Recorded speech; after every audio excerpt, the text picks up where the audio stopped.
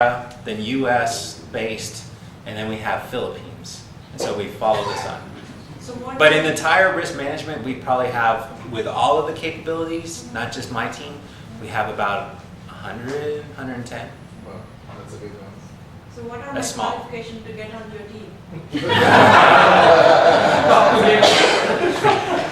So Are you taking applications? I'm always taking applications, so I'll give you an example. I was talking to Magash earlier.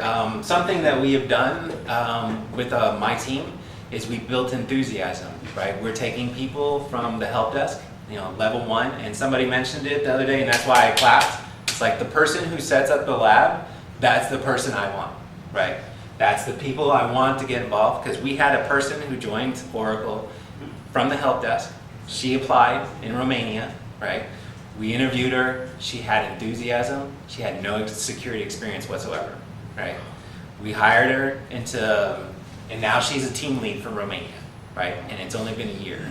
Wow. And she's probably going to be in charge of my EMEA group, right? Because she's that good, right? But we built this enthusiasm, and that enthusiasm feeds in because when you're not only training people process technology and you're feeding in, everybody gets very enthusiastic, and we turn this into, we're just having It has fun. momentum. We're having fun. We're having a lot of fun. So do you guys have a who wants to go? Go ahead.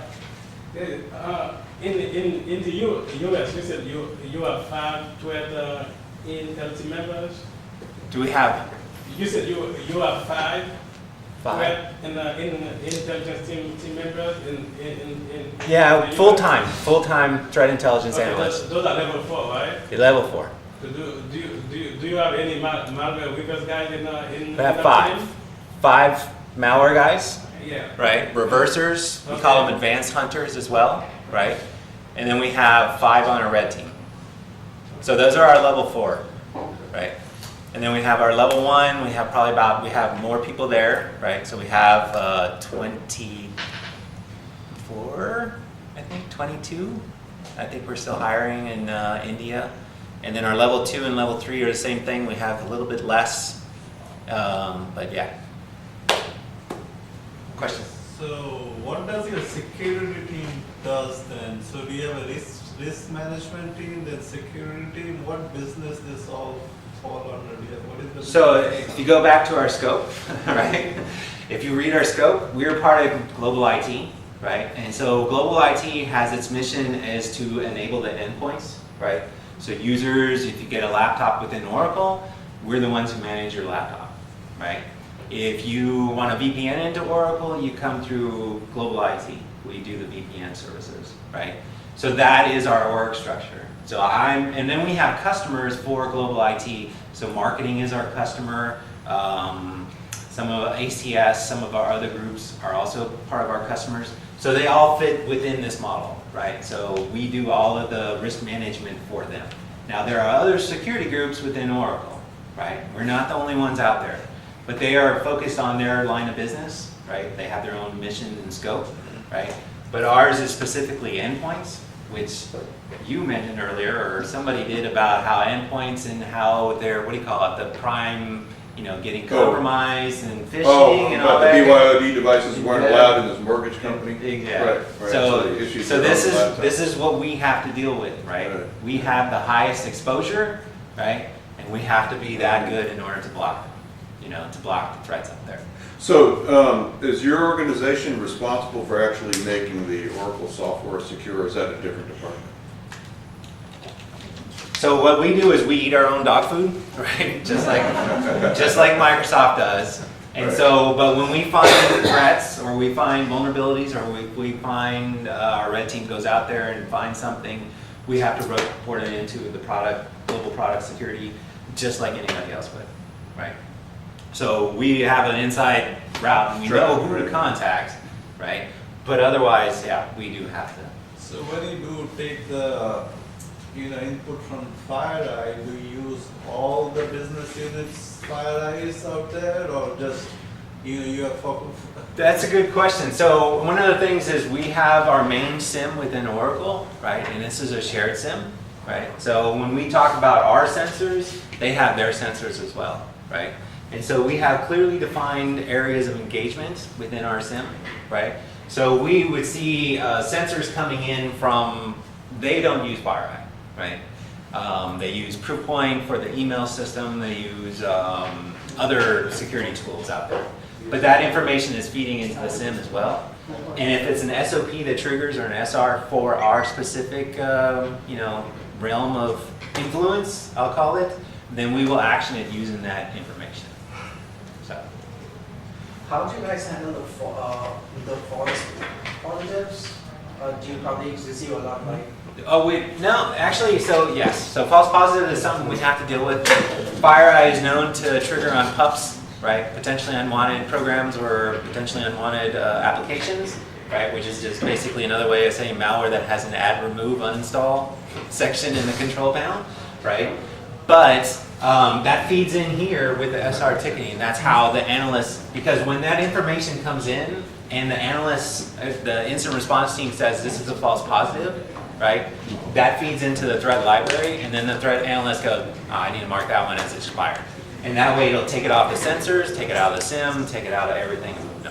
It was interesting, you gave them 3 answers within the space of a second and a half. You said, well, no, possibly yes. I was like, wow. Well, yeah, but we try to make it checks and balances. I would rather trigger on a false positive, right, and have an instant response rather than not trigger on anything and completely miss that security incident. So that's why I was trying to be careful with that question, right? So we have false positives, but we don't consider them as detrimental, right? We consider them as, yeah, this is a learning experience and we need to make this better.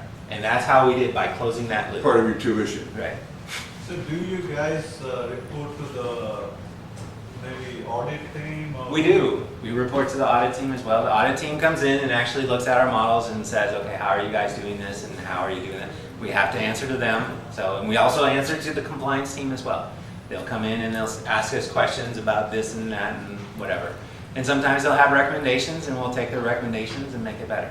One of the things that my boss, right, the Vice President of Risk Management, is very big on, if somebody comes up to us and says, okay, you guys are doing this wrong, you're right, we're doing it wrong, we'll fix it. And this is how we're going to get better. Magesh knows this. So when Oracle bought Skywater, right, they had a guy come in who was a security guru, right? He left Oracle a long time ago, but he works at it, well, anyway. So he came into our network. I was the director of IT. I thought we did security, right? Within 2 hours, he completely owned the domain, right? He became domain admin, and he just totally went through the network, right? And he came up to me and he said, and this, I knew I was going into risk management and I was really excited to be like permanent hacker, right? I mean, I've always wanted to be like a hacker, you can tell, right? So he comes up to me and goes, don't get mad, but I kind of got your domain admin, right? Don't be mad. And at first I was mad, right? At first I was really upset. I thought our network was good, right? I thought our security, then he explained it, right? He's like, oh, so what I found was I connected out to the Wi-Fi, which you guys put on a protected network, right? Which is good, but you also put your FTP server on there. I was like, oh no, what? He's like, yeah, and then I saw somebody log in who had credentials, who then I went onto that server as that person, because we were using Windows, right? Then he got on there, and then he passed the hash. There was a domain admin who logged into that server at one time, had the hash on the server. He owned it. It was gone. Took him all of 5 minutes. I was pissed, right? Because I remember we were like designing the Wi-Fi network. We're like, we're going to put it out on the, and all of a sudden I had one of my, IT administrators come in and go, I'm just going to put the FTP server out there. They're connected to the same thing, right? Why not, right? And then he went, oh, and I'm going to log into it as a domain admin, right? But anyway, so after I had that initial flush of crap, right? Felt like you were sliced and diced. Yeah. Then I went, we can fix this, right? I'm better that he told me that. And that's the attitude that I've been using ever since, right? Every time I approach somebody and tell them, hey, don't want to tell you this, but I got your domain admin credentials, right? I got the key to your house, right? Your kingdom, right? Don't be mad. But let's make this better. Just use this as a learning experience. I own the Lyceum now. Yeah. So on the same token, if you're okay, can you explain how a massive DDoS attack occurred on Dell? I don't have enough details in order to tell you that. But if you give me the details, I'll be sure to get it for you. Because that brought everything, so all the big security cameras of everybody was hacked, and it's. and I it was didn't even- like an article. I didn't even know anything about it. So whatever it is, if you give me the details about it, then I'll be sure to look it up. So after Oracle acquired the very next month or something, DEN was completely knocked down. So everybody. No, that was before. Yeah, it was. That's what it was. It before or It was okay, before. It was before. So if It's we're gonna on talk October. shit about Oracle, right, which you seem No, I to want to don't do, understand how you right? want to- Let's get our facts straight, okay? It's October. Because I bleed Oracle blood red, right? I really do. I am very proudly Oracle. I love that company. I do. I love Larry. He is a nerd, right? And I get him. You love my card? Like who? My card. It's okay. He's a sales guy. He's a sales guy. But anyway, dying, died and recovered. So, I meant to say America's Cup a while ago, not World We love Cup. HP. Right. so we ready to You go guys on? are fast. Does anybody have anything else? Yeah. Okay. So, again, when we come into our threat intelligence, that was just the first part. That's just to do the present, or what do you call it? The future, right? So that's the sensors and the SIM. The threat intelligence is coming in, right? And it's basically going from that point forward, right? You still have other areas that you need to get into, right? You need to actually use that information. And this is where we come into our hunting, right? So we have that same threat analyst says, Peter, go hunt for this, right? And he sends that information over to our tier 4, tier 3, or tier 2 hunting teams, right? And they utilize that information and they go hunting for it, right? And then they feed that back into the threat intelligence. Are And they then- hunting for something specific, or are they just hunting to see what's out there? No, so that's where the threat analyst comes in, and he says, this is what you're hunting for, right? And these are the TTPs, which is really big, the tactics, techniques, and procedures, right, that the attackers are using. You need to see if you can find this on our network. Okay. So they give them very specific, right? And the information cannot just come from our threat library, it can also come from pretty much anything, right? Like it could come from a report that came out that was on ISC SANS last week, talking about how latest malware is no longer using hard-coded links within it, maldocs, and they may take that information and they'll use it to go hunting. So is he hunting within the scene, or what's he using? So I think we'll get into the hunting part, but what they use is anything that they can get their hands on, Okay. right? So they'll use the SIM, they'll use the central logging system, they'll use the data warehouse, they'll go directly to the IPS that may not be sending alerts over, they may be within there. They may go into LANCOPE, right, to see the flows. They may go anywhere. We call this is the rabbit hole. They go down and they don't come out sometimes for days, right? Sometimes they find stuff, sometimes they get to the very end, they have to start all the way over and go another direction, right? So this is one of the things that our hunters are very good at, is not worrying about roadblocks, right? So they know that at the end, and it can be frustrating, right? If anybody wants to get into this advanced analysis, hunting type knowledge within their org structure, right? The people who have to do this have to have a certain mindset that basically says to them, drive on, keep on going. You're going to run into it, you're going to work for 6 hours straight, and you think you're onto something, and you come up empty-handed. And you have to go, all right, let's do that all over again, right? And then this part over here is our past, right? That's going into the data warehouse. This is an area that we're trying to automate a lot more, right? Data warehouses are still kind of in the... So we've been trying to get our vendors of our SIM and our data warehouse, and we use an Oracle data warehouse, by the way, Exadata.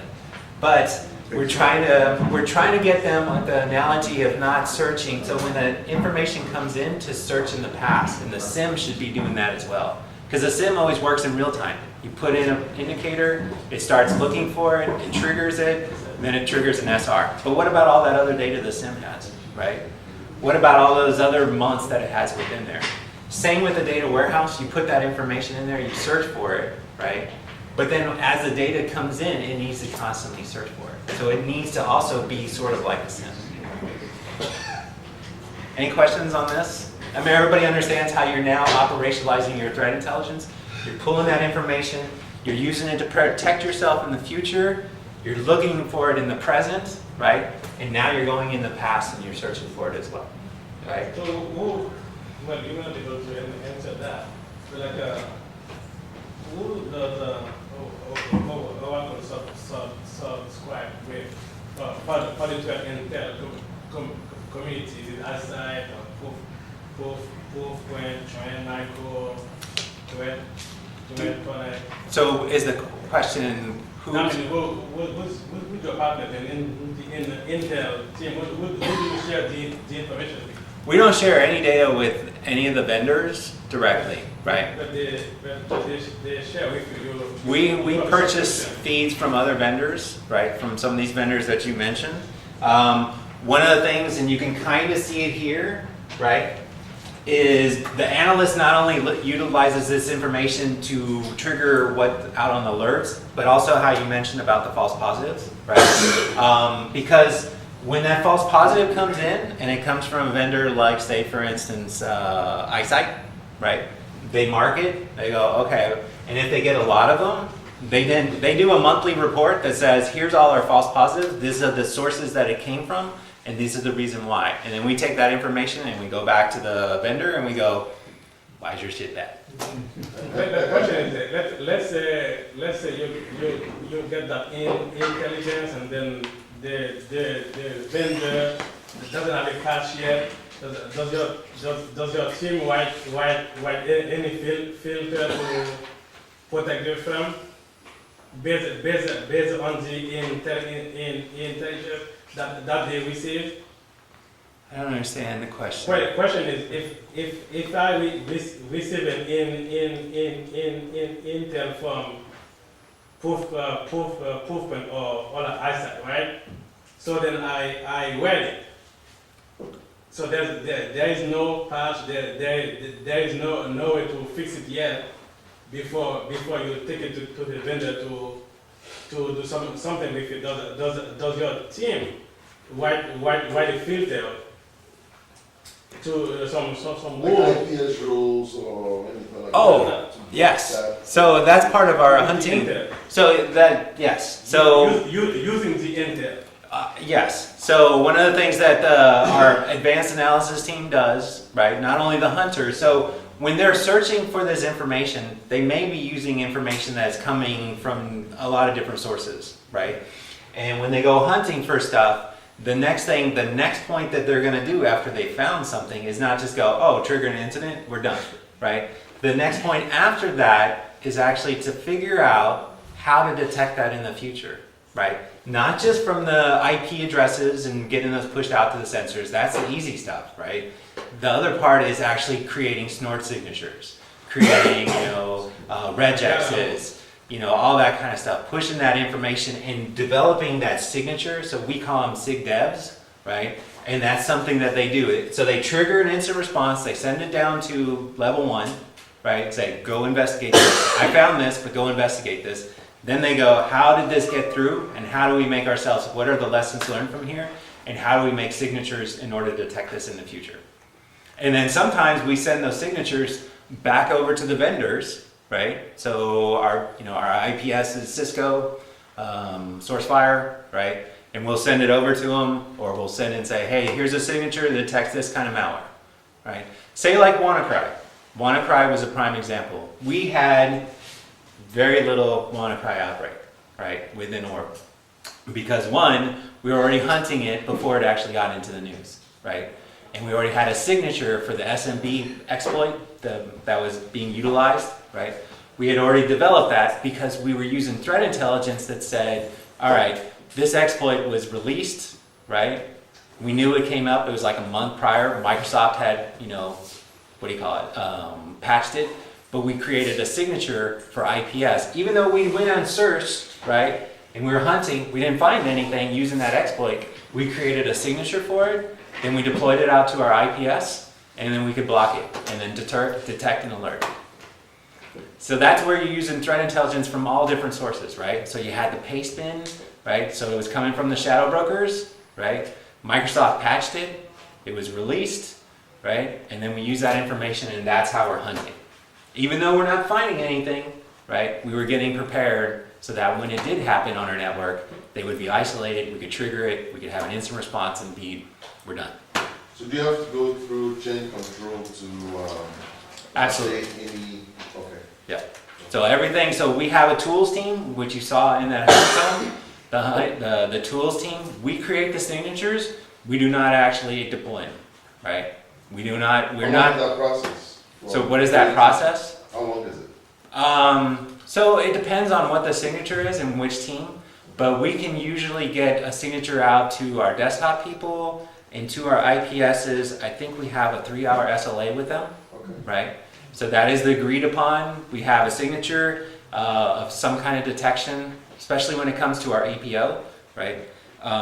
We can push that out to them. They have a QA process that's also 365, 24/7, and they have it automated, and they can get it all pushed out and have it tested within 3 hours. If they run into an issue that says, okay, well, it's triggering something, then it pushes that SLA back to us, right? So then they're off the clock. We then do our work, we fix it, we push it back up, they go through it. And again, we have 200,000 endpoints, right? That's just endpoints.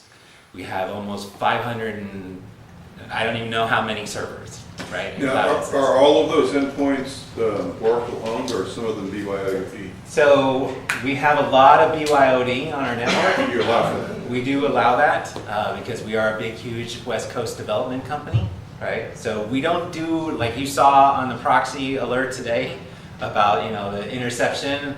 We don't do that at Oracle. Privacy and legal, we have, very big workers' councils in Europe, right? That kind of dictate a lot of the stuff that we do. But we have a lot of BYOD devices on our network. So what we, Push a container? what's that? Would you push an MDM container or something for the BYOD? No, so one of the things that we're trying to do, and we're trying to, first of all, change legal and privacy, right, to make it a little bit more restrictive, right? Because what we want to do is we want to say, we want to do NAC, right? We want to make it so where, okay, you come onto our network, right? If you're not what we call an Oracle-based image, right, with all of our security protections, all you get is internet, right? And that's all you get. You don't get to get You into can't go to your own databases or You anything? can't go to anywhere. You can get to the internet, that's it. And we're getting there, right? So our Wi-Fi does it, our VPN access does it, but we do have offices and somebody can plug into there and we don't have NAC available there yet. But that's the idea, is we want to make them You're saying NAC, NAC, yeah, network, access control? exactly.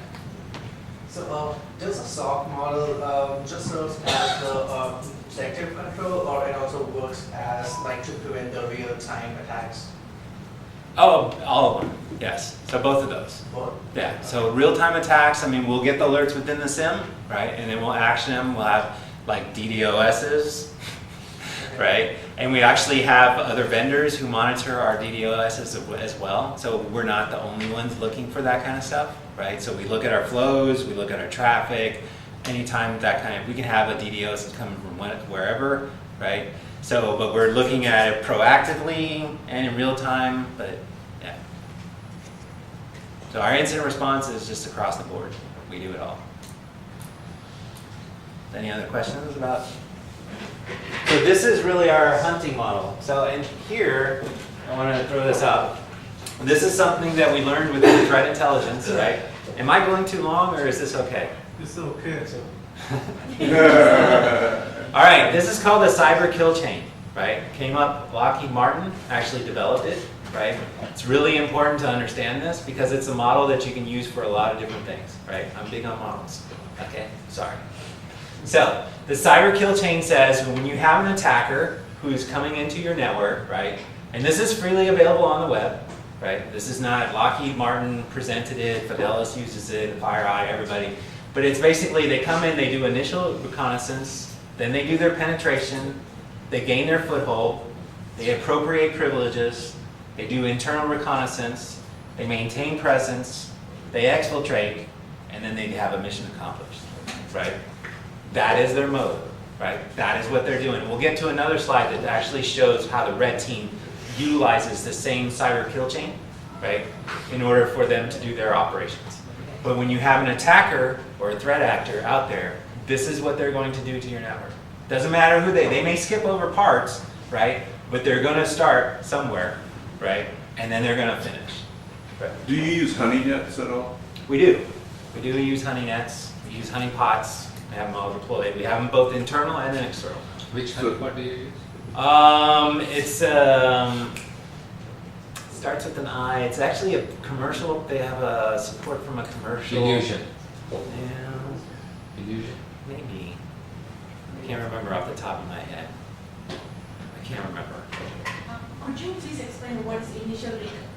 What is each? Sure. So, I mean, if you look at it from a threat actor, right, and the threat actor can be coming from anywhere. It doesn't have to be like, you know, a state actor. It doesn't have to be, you know, it could be a criminal.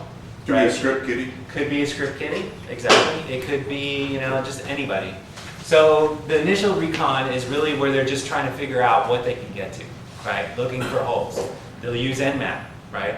Or they'll use low access stuff like Netcat, right? What they're trying to do is they're trying to not trigger anything on your SIM, right? So a lot of people think, oh, well, you know, if you can detect scans from the internet, then you should be blocking them, all that kind of stuff. I, on the other hand, think that, you know, people scanning my network is a good thing, right? Because they're showing me where my Exposes holes your are. holes, right? Exactly, right? But what they might be trying to do is draw your attention there so they can attack That's you over true, here. right? And that's another thing. So the recon, right, that we're looking for is not just the big noisy ones, but we're also looking for the quiet ones, the ones who are just going this port, this port, this port, right? So they're just reconnaissance. They could also be using Google, right, to do it. They don't have to be scanning your network to do this recon. Google is like number 10 on the top security tools out there for hackers, right? Google. Learn how to do Google hacks. Search your company's domain for, you know, documents that say password within them. All you got to do is put site : your domain name and then search for password. And you will find all your documents that are out on Google that has already indexed them for you, right? Google is a good place. Shodan.io is another hacker tool, right? It's not really a hacker tool, no. It is a security tool that hackers use that Right. can go, hey, show me all the port 80s. Well, the that say- defenders and the hackers both use the same thing. They totally do. Exactly. That's what I do. What is it? Shodan.io. Shodan.io is a scanner. It scans the entire internet. It's been doing it for years and years and years. Many companies block their IP addresses. I don't, because it shows exactly what holes I need to plug. So I have an account on Shodan. My people have accounts on Shodan. We pay for it. We use it all the time.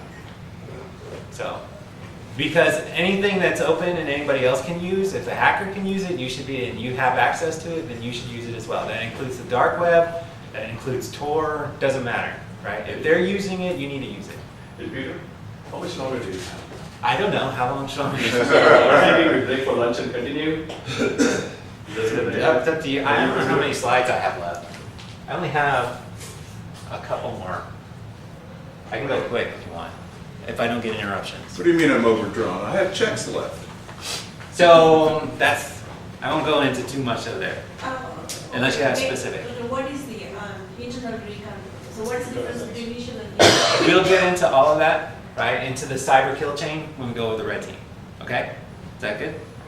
All right, so one of these models, this is like, you know, this is our threat level, right? Threat level 1, right, all the way down to threat level 7 when it comes to this threat model here, right? And what we try to do here is we try to show where we have protections in place and our tools and where we need our hunters to be looking at in order between the lines, right? So the actual tool, like say for instance Stealth Swatch, may only be able to detect at the command and control area here, right? So we need our hunters, right, to actually move along these lines to think in the reconnaissance, weaponization, and then, so, okay. Try to go faster, unless you have questions. But this is really just a model of all of our protections as it relates to the cyber kill chain. All right, so this is another model we came up with. So this is the hunting process that we use, right? And this is really important, right? So we still actually modified US Special Forces, they developed this in the early 2000s. They call it their feed, F3EA, feed process, right? And what they do is they find, fix, finish, exploit, analyze, right? And what we did is we changed it up so that it's no longer the exploit part, right? And we have an inform, right? So what we want to do is the same thing. Now you notice how the threat library is always in the center of everything. Everything comes out of your threat library, right? Everything feeds back into your threat library because that's where your most important decisions are coming from. Where your threats are, where you're mapping your threat actors, all that different stuff. And so what they're doing is that Hunter is coming in, they're taking that information, they're finding, remember how we had where they said, where are they searching at? Well, here's the places they are searching at. Here's the different logs that could be going to them, right? And then when they find something as they go along, they fix it, which is basically they take that information